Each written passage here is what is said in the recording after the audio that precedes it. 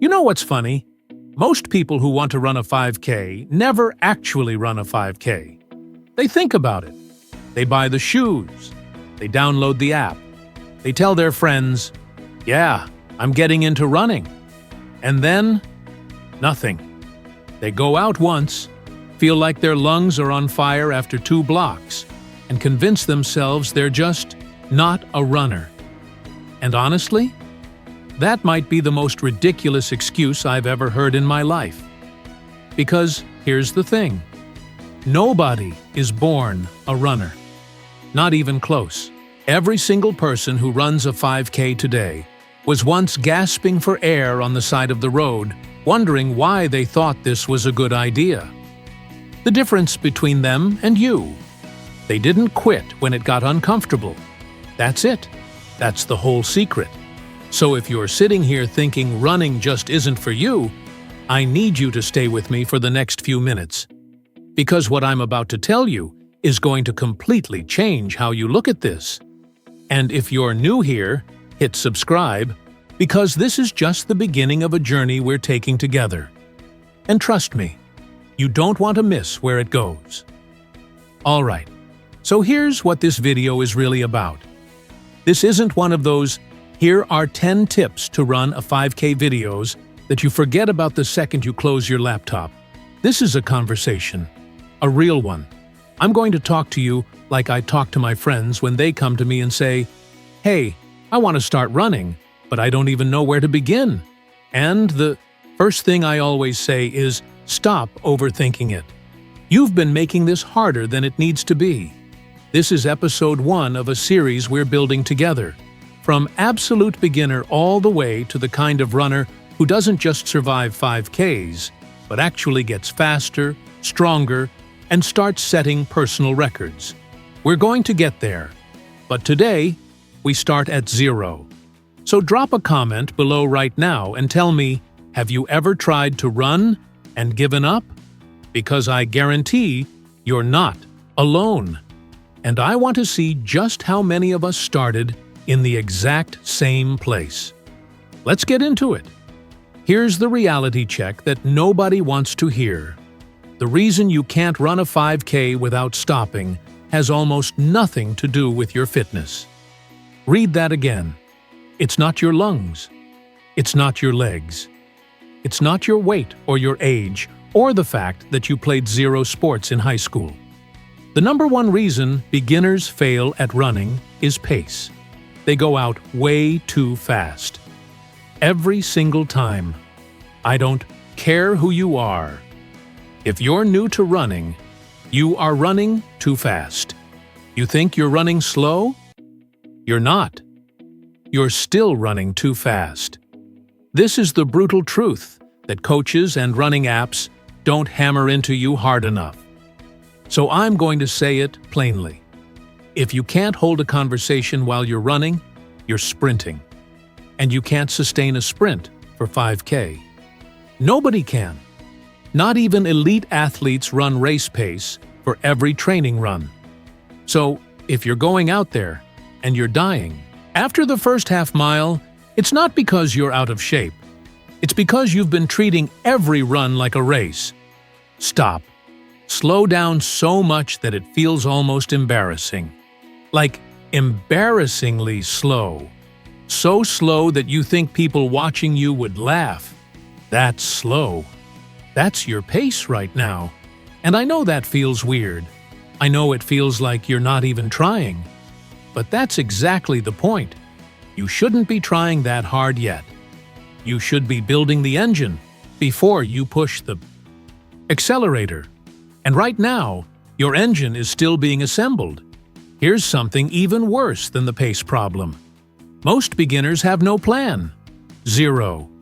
They just decide one random Tuesday that today's the day, they lace up whatever shoes are in the closet, and they just go. No structure, no progression, no idea how far they're going or how long they'll run or when they'll stop. And then they're surprised when it falls apart. You wouldn't try to build furniture without instructions and then be shocked when it wobbles, right? Same thing here. Running without a plan is just controlled chaos, and eventually the chaos wins. You get tired, you get injured, you get bored, and you quit. The solution isn't complicated. You just need a simple walk-to-run approach. That's it. Not a magical program, not an expensive coach, just a structured way to alternate between walking and running that gradually, and I mean gradually, shifts the balance until you're running the whole thing. The most classic version of this looks like running for 60 seconds, walking for 90 seconds, and repeating that for 20 to 30 minutes, 3 times a week. Week by week, you push the running intervals a little longer and the walking intervals a little shorter. By week 6 or 7, you're running the whole thing without stopping. It sounds too simple. It's not. It works. The problem is, people don't trust it. They think they need to suffer more for it to count. They think if it feels manageable, it must not be working. That thinking is exactly what gets people hurt and burned out. Now, Mifala, have you ever quit a run because it felt too easy and then never went back? Be honest with yourself here, because that's a trap more people fall into than you'd think. Okay, now let's talk about the excuses, because I've heard them all, and I say this with love. They're mostly garbage. The first one, I don't have time. All right. A 5K training run, especially in the beginning, takes about 25 minutes. 25 minutes. You have 25 minutes. I know you do, because we all waste more than that scrolling through our phones every single day without even noticing. This isn't a time problem. This is a priority problem. And that's okay to admit, but don't dress it up as something it's not. The second excuse, I'll start when the weather gets better. No. No, no, no. There is no perfect weather. There is no perfect season. There is no perfect anything. You know what the perfect condition to start running is? Today. Whatever it looks like outside. Whatever is going on in your life. The only version of starting that counts is the one that actually happens. The third one, and this one really gets me. I'm not built for running. You're a human being. You were literally designed to run. For most of human history, our survival depended on it. The idea that some people are just genetically unable to run a 5K is, and I say this as kindly as possible, completely made up. What you mean when you say that is, running is uncomfortable, and I don't want to sit with that discomfort. Which, fine, that's honest. But own it. Don't blame your biology for a decision you're making in your head. And here's the one that stings the most. I tried before and I failed. So what's the point? Here's what I'd say to that. You didn't fail. You just didn't have the right approach yet. You went out too fast, or had no structure, or expected results too soon, or tried to do too much at once, and it fell apart. That's not failure. That's a data point. That's information. You now know what doesn't work, so use it. The people who eventually run 5Ks without stopping aren't the ones who never struggled. They're the ones who struggled and came back anyway. But here's what nobody tells you about starting running. And this is the part where I want you to really pay attention. The hardest part isn't the physical side. Not even close. The hardest part is your brain. Your brain is wired to protect you from discomfort. The second things feel hard, your brain starts sending signals. Stop! This is dangerous. You're going to die. And you're not going to die.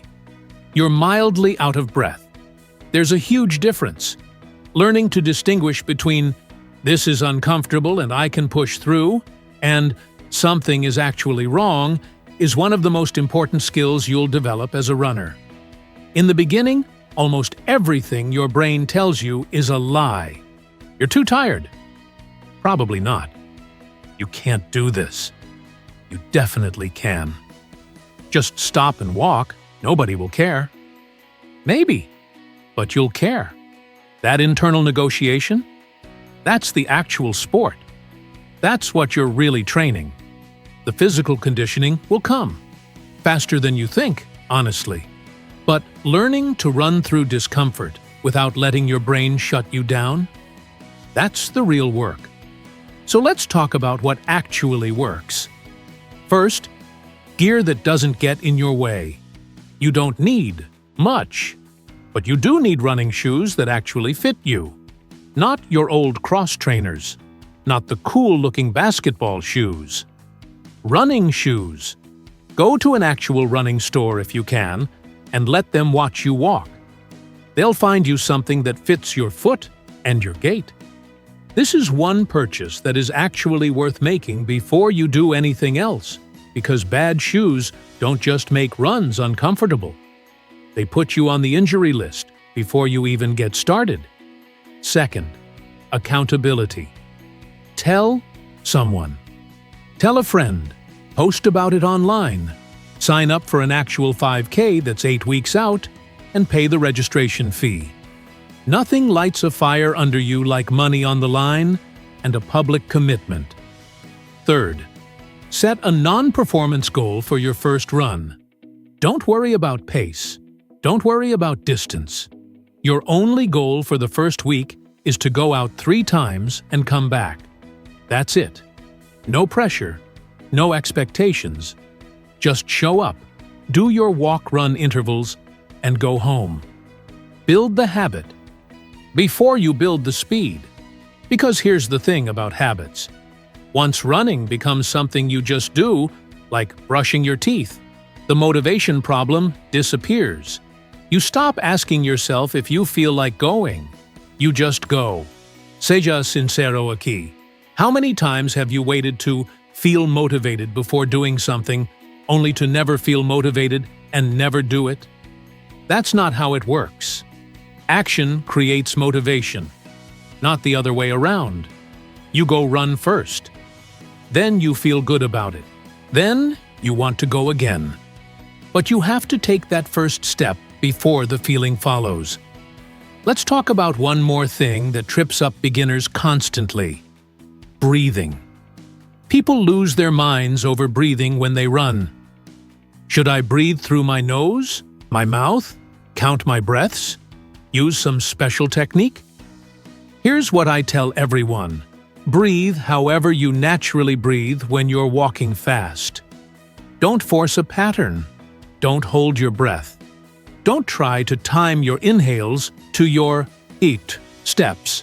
Just breathe. If you're breathing so hard you can't speak a sentence, you're going too fast. Go back to what I said earlier. Slow. Down. The breathing fixes itself when the pace fixes itself. It's almost always a pace problem in disguise.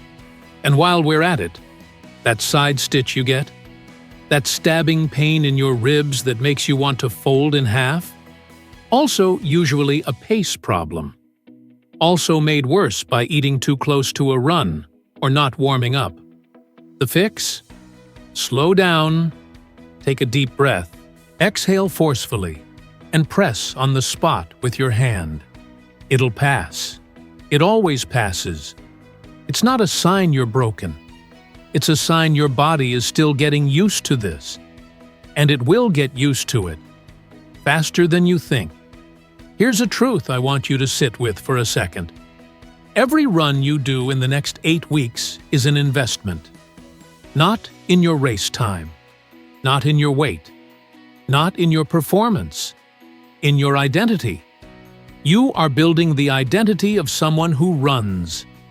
Every time you go out, even when it's ugly, even when you walk more than you run, even when you feel slow and awkward and completely out of place, you are casting a vote for the person you want to become. That's how identity is built. Not in one heroic moment, but in 100 small, unsexy choices to show up when it would be easier not to. And one day, Sooner than you think, you'll cross the finish line of your first 5K without stopping. And the reason it will hit you so hard isn't because 5K is some massive physical achievement. It's because you'll know exactly how many times you wanted to quit and didn't. That's the real prize. Pensa nisso. You're going to be sore. You're going to have runs that feel amazing, and runs that feel like your body is staged to full revolt. You're going to have days where you look at your running shoes and want to throw them out the window. All of that is normal. All of that is part of it. The people who make it to race day aren't the ones who loved every training run. They're the ones who showed up for the bad ones anyway. So here's where I leave you today. You have everything you need to start. The plan is simple. Slow down, walk when you need to, run when you can. Repeat 3 times a week for 6 to 8 weeks. That's it. No magic, no hacks, no shortcuts, just consistency over intensity. Every single time. The runners who burn bright and fast in January are usually gone by March. The runners who start slow and stay consistent, they're still running in December. Be the second one. And now, here's what I want you to do right now, before you close this video. Drop a comment. Tell me where you're starting from. Have you never run a day in your life? Are you coming back after an injury? Did you sign up for a 5K, and now you're terrified? I read these. I want to know your story. And if you know someone who's been talking about running but never started, send them this video. Not as a hint, as a gift. Because sometimes all it takes is hearing. The right thing at the right time. But here's the thing. Finishing your first 5K is only the beginning. Because once you cross that line, something shifts. You stop thinking about just finishing, and you start thinking about getting better. And that's where the next chapter starts. In the next video, I'm going to show you the single 10-minute habit that separates runners who plateau from runners who keep getting faster. It sounds almost too simple to matter, but the data behind it is wild. And once you hear it, you'll wonder why nobody told you sooner. It's not what you think. I promise you that. So make sure you're subscribed, because that video is coming soon. And if you're serious about this journey, you cannot skip it.